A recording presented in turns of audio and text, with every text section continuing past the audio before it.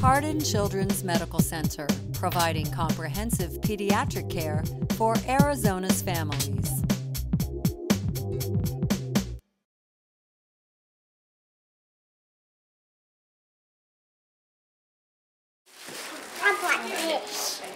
Riley was hospitalized starting in October of '09. That's when we found out she had the tumor, and then we went straight into surgery. We were there for probably about 2.5 weeks all at once. Then she got discharged, had another surgery a couple weeks later, and then we started chemo.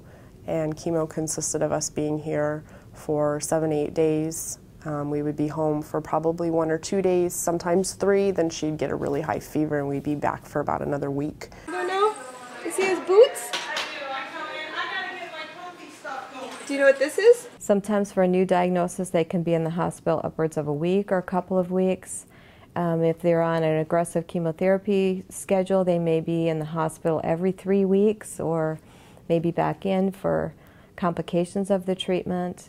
So they can end up spending quite a bit of time in the hospital. We went from looking at a perfectly normal, healthy child to all of a sudden now we're rushed into the hospital and we're having surgery, and it's just a matter of, okay, they're throwing terms at us that we had no idea what they were. We know that you can't just treat the child, you need to treat the entire family. And we recognize that you need to treat the mind, body, and spirit all together for the best outcomes. Hospital staff, that makes a difference, but if you have little creature comforts for mom and dad, then it makes it a little bit easier. Knock, knock. Hi. This is Riley. Typically, what ends up happening is a patient or child will be here in the hospital and one of the parents will stay with them as the other parent is home, maybe with other children, kind of carrying on that normal activity. And sometimes parents switch out if it's going to be an extended stay. After our daughter was diagnosed with her cancer, we came up with a foundation called Gifts from Riley. And basically, we picked that because Riley would always give her toys, usually from the toy room, to other kids or people who were sad at the time. Families need people to listen to them and to support them. Some families need financial support. They need help maybe making connections. They may need help developing communication skills to express themselves, what their needs are, finding creative ways to continue with their therapy at the same time as everyday life is going on. We discovered early on that we needed some sort of a rocking recliner because Riley wouldn't let her, put her in a crib, and if she was in a crib, she wouldn't stay there long, so we'd have to hold her. And holding her would end up being almost 24 hours a day. I think the biggest thing is to be there and to listen to them and to find out what the families really need. Each family is unique and individual, and some families find it very helpful to have a person bring them in a meal, maybe bring them in little toiletries, just stop by and sit with the child so that they could go out and do errands.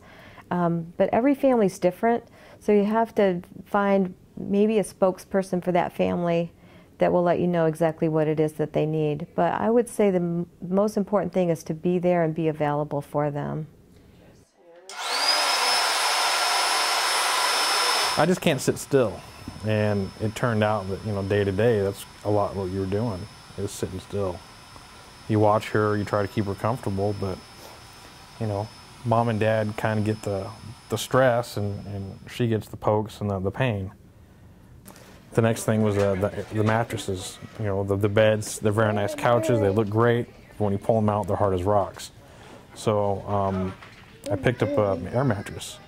And the next thing you know, all these parents were asking me, hey, where'd you get that? So it just went from there.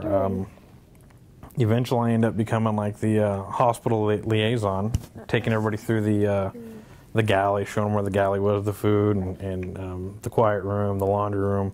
And I would kind of walk other newer parents around and just kind of show them the ropes.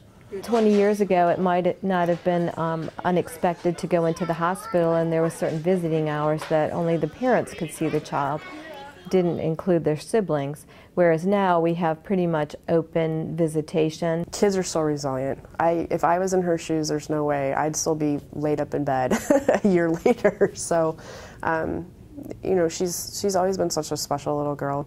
She's always been really giving. It really is an inspiration to me, so.